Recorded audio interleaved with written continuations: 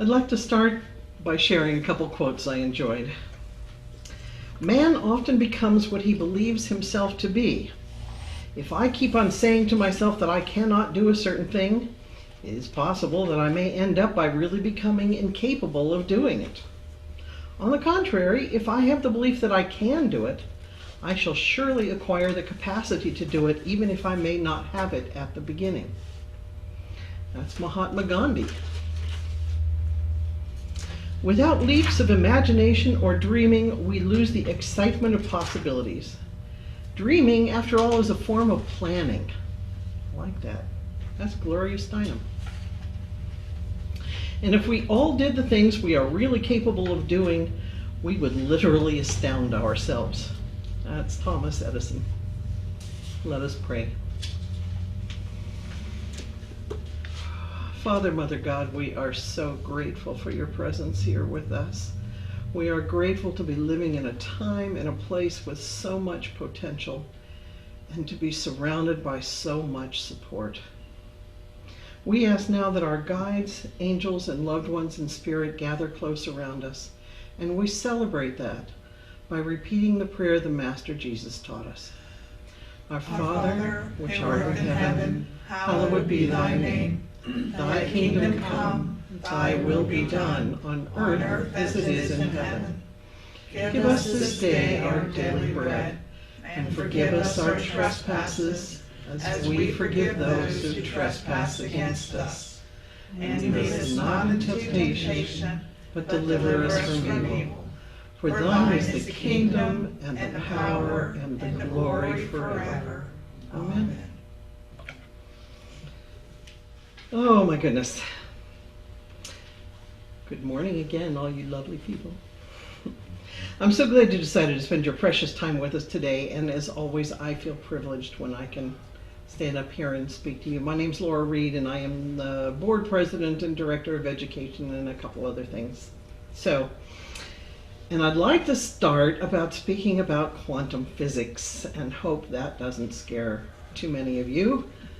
I know most of you have heard the term by now and might at least be passingly familiar with the concept.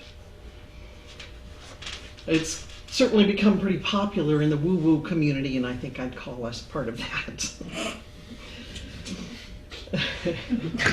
Woo-woo? Woo-woo. It's a technical term, just like physics, yes. Noted. At its core, quantum physics is the study of matter and energy at the most fundamental level, and it aims to help us understand the properties and behaviors of the building blocks of nature. Most quantum experiments examine very small objects, very small, such as electrons and photons, but just like those electrons and photons, quantum phenomena are all around us, acting on every scale. And just like electrons, we really can't detect them easily in larger objects. But just like understanding the way that atoms and their components move and react with each other helps us to understand how and why larger objects react the way they do, understanding the quantum aspects of those components helps us understand even more about the universe. Physicists are exploring the potential of quantum science to transform our view of gravity and its connection to time and space. Quantum science may even reveal how everything in the universe, or in multiple universes, is connected to everything else through higher dimensions that our senses cannot comprehend.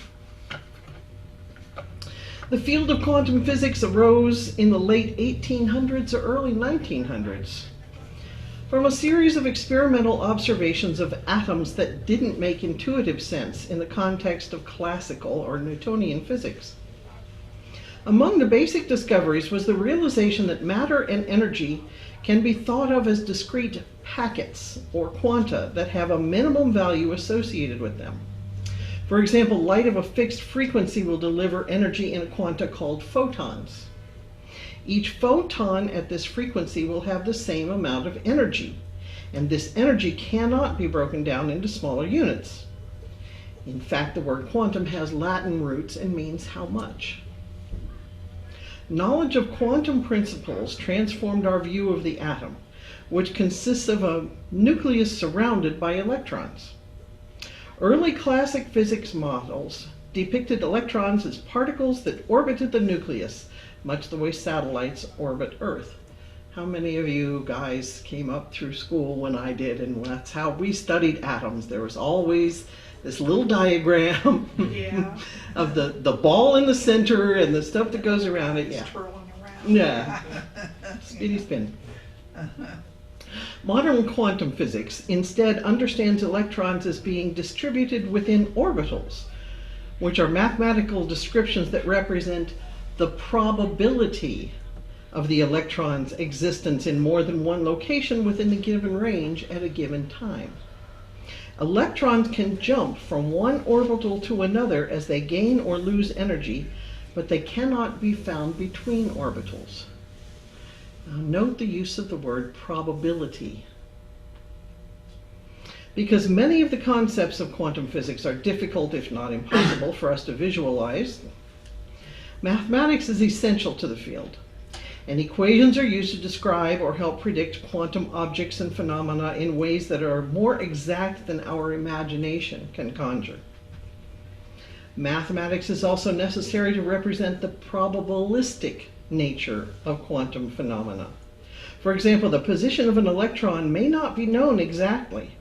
Instead, it may be described as being in a range of possible locations, such as orbits, with each location associated with a probability of finding the electron there. That's kind of creepy, huh? This, to me, is the core of quantum physics, or mechanics, where it differs from what we call classical physics. The mathematics to describe the principles are based on probabilities, not certainties. For example, if you're trying to describe the orbit of the moon around the Earth, right? Just like the orbit of an electron around a nucleus, you can describe, you know where that moon's going to be. You can describe with certainty in a mathematical formula where it's going to be at a certain date and time. With electrons and quantum physics, at that level, you cannot, because it may or it may not be there.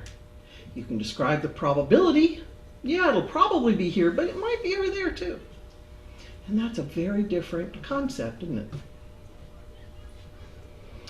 And yes, it's very interesting, hopefully. And this is the piece I'd like to emphasize. The act of observation is a topic of considerable discussion in quantum physics. Early in the field, scientists were baffled to find that simply observing an experiment influenced the outcome. For example, an electron acted like a wave when not observed, but the act of observing it caused the wave to collapse and the electron to behave like a particle. Scientists now appreciate that the term observation is misleading in this context, suggesting that consciousness is involved.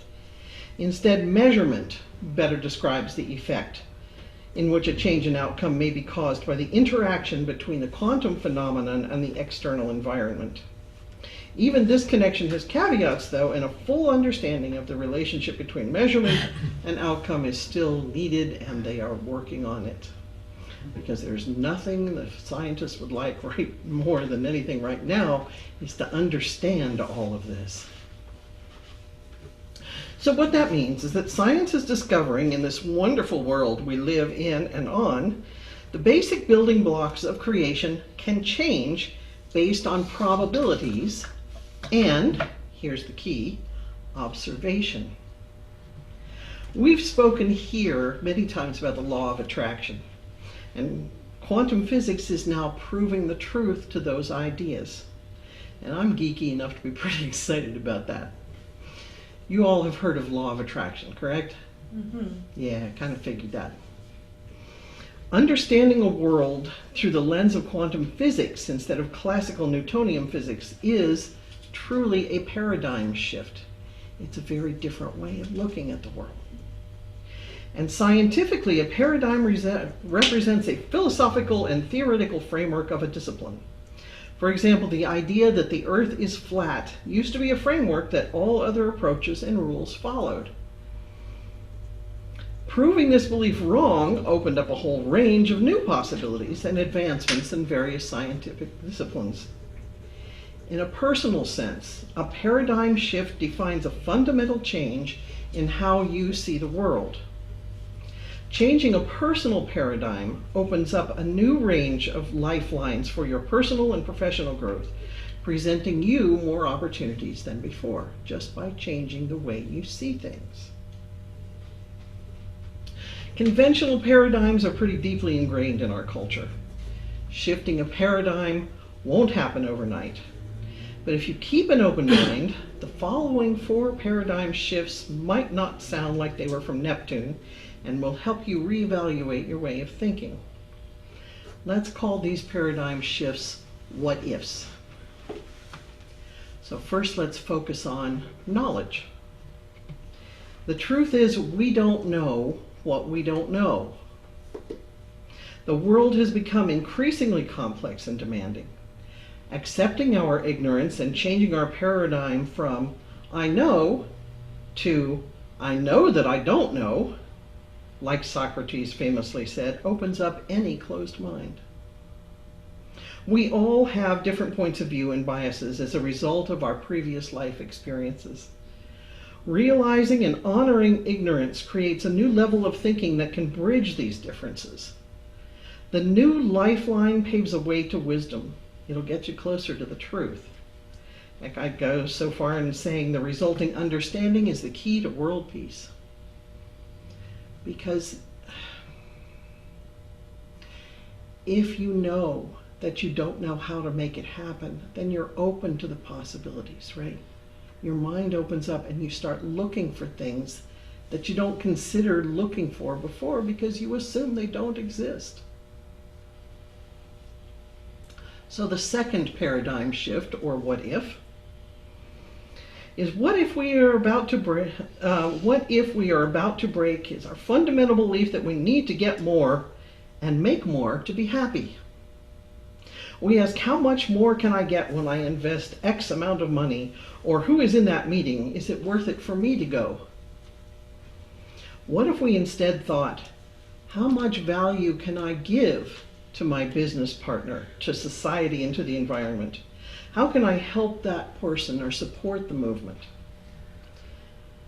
So that's shifting from how much can I get from this interaction to how much can I give to this interaction?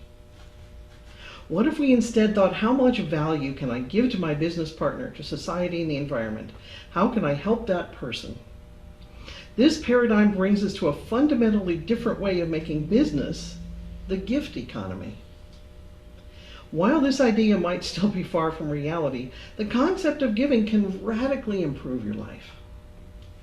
The base for this paradigm shift is the law of reciprocity, the social norm that we respond to a nice gesture with another gesture of kindness. Frequently, people react much more helpfully and more cooperative compared to the original action. The whole is bigger than the sum of its parts. And welcoming this paradigm shift will have positive ripple effects with your relationships, well-being, and overall life satisfaction.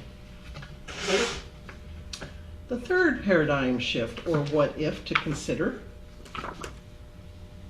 is what if the thought less is better. Billboards and emotional messages tell you you need and therefore tie you up with their golden handcuffs.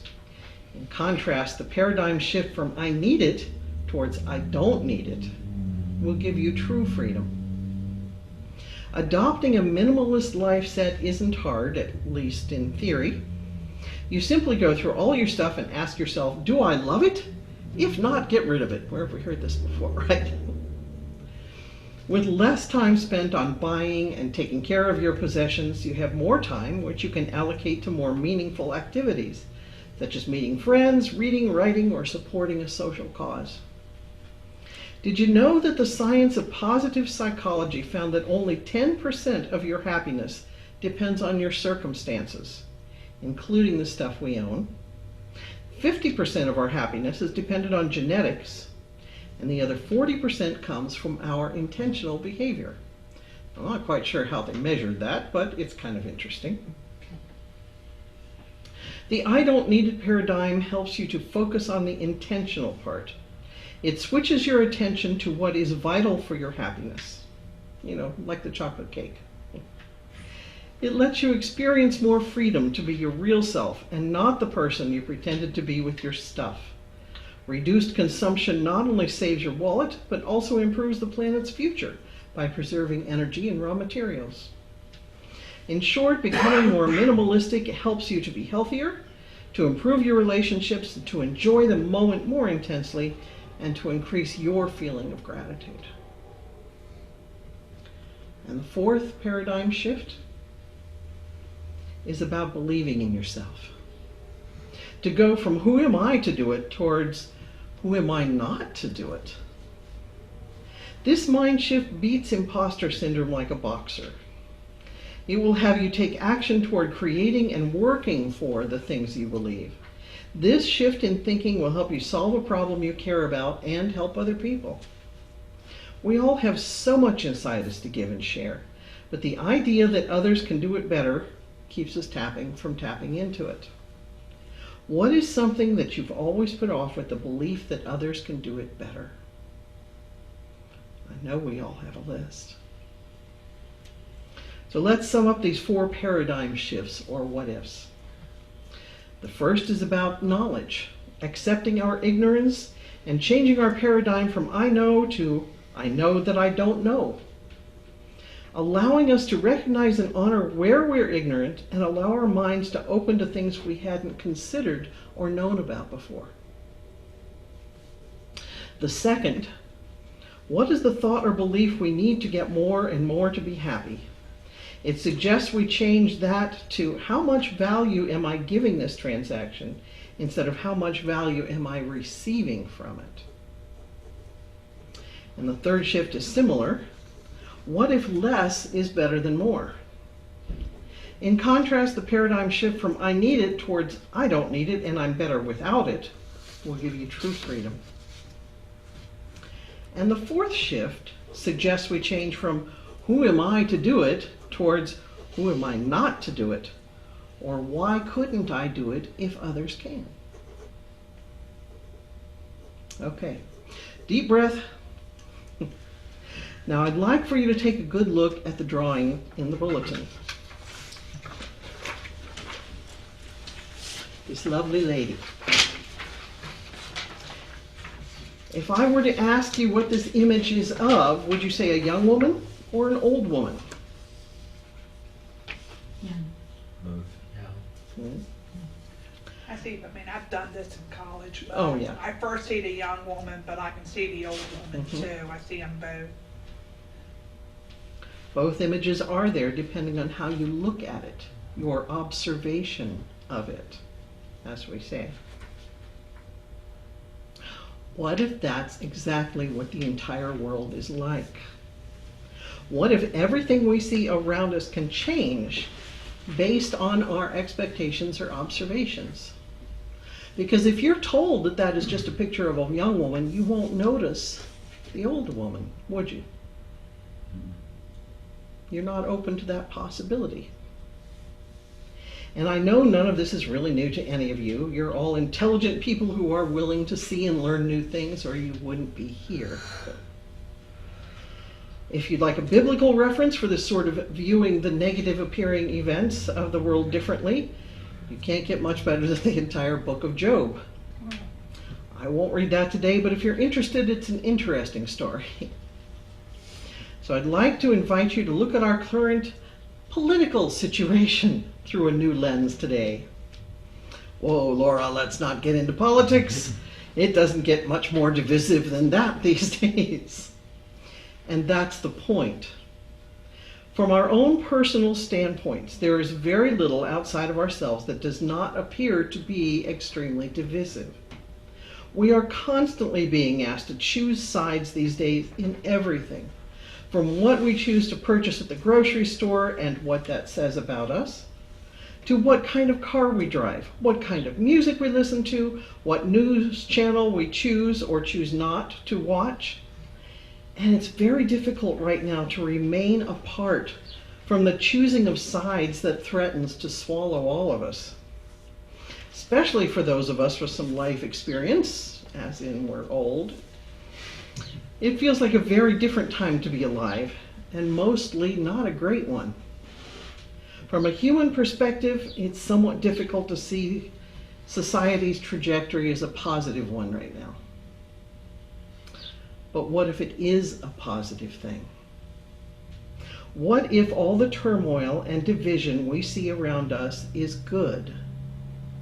What if it's the universe's way of making our choices absolutely clear? No more ambiguity. The consequences of our actions and choices are certainly much easier to see now than they ever were before. For example, it seems a bit like when you have an illness and take some antibiotics for it. When you first start taking them, the medicine kills the offending bacteria and you feel worse, right? You think it's not working, but it is. And 2 days later, you're feeling much better. The reality is the medicine did help you, and you just didn't see it in the moment. So let's try and some of these things I've talked about this morning together into something a little more cohesive. Asking yourself what if about any aspect in your life can have life-altering possibilities. Asking that question about things in your life that you've accepted as truth, also known as the paradigm you've been living, has the potential to change anything about your life. And quantum physics is beginning to explain how and why that happens. That phrase, what if, invites you to look at things differently. And from there you can experience things differently. And that changes the entire world. So, if you don't like the world you see around you, I invite you to look at it differently and ask yourself, what if? Thank you.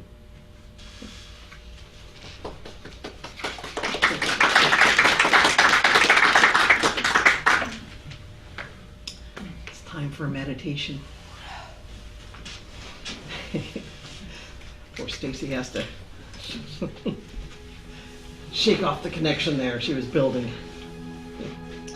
Now, before we go into the meditation, I'd like you to take just a moment or two to think of an area in your life where you feel a bit stuck.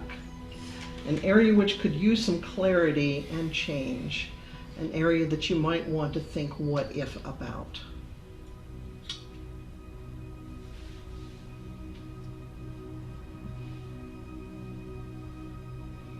And now, with that aspect of your life in mind, we join together to learn and grow and heal. And we prepare ourselves by getting comfortable in our seats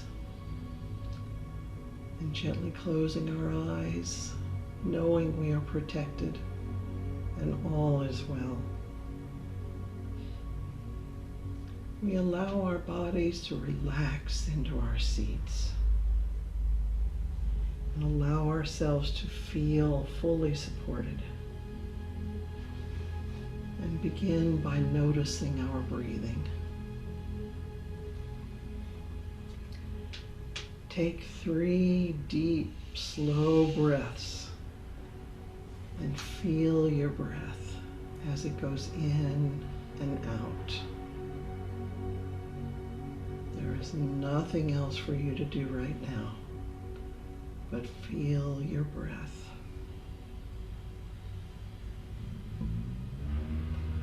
And as you do, you might notice all the strains and tension you've been feeling flow from your body.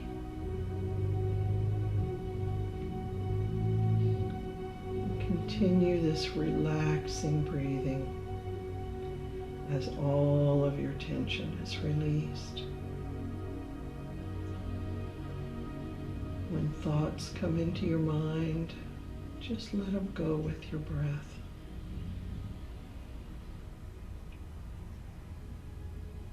And just let your breath follow its own natural rhythm, in and out.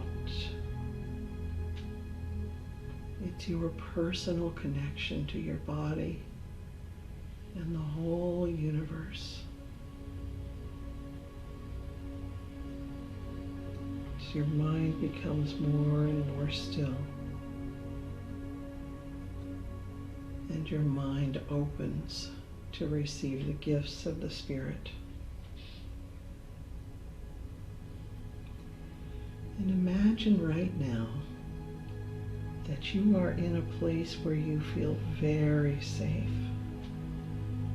completely at ease, completely comfortable. Take a moment to really settle into this place.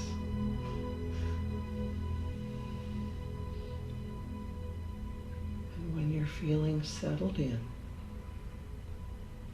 gently bring that aspect of your life into your mind,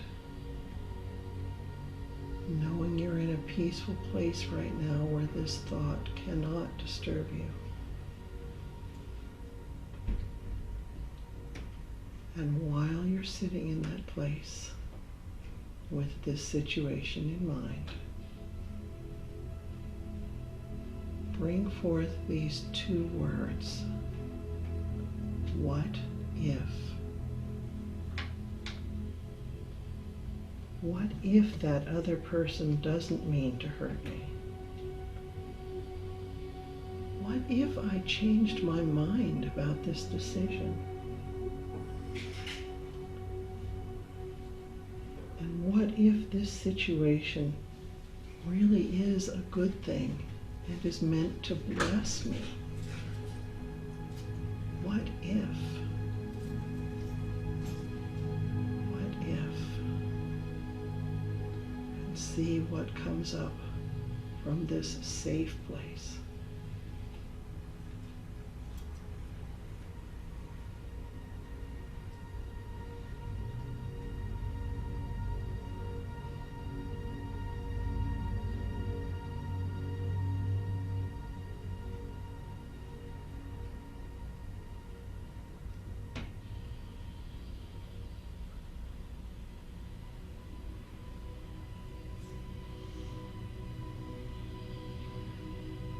It's time now to return your attention, bringing with you any new perspectives you may have gained and any new feelings about your life. Becoming more aware of your body again as you breathe in and breathe out. And one last deep breath to remind you of this physical body you're inhabiting. And allow your eyes to open whenever you choose. Welcome home.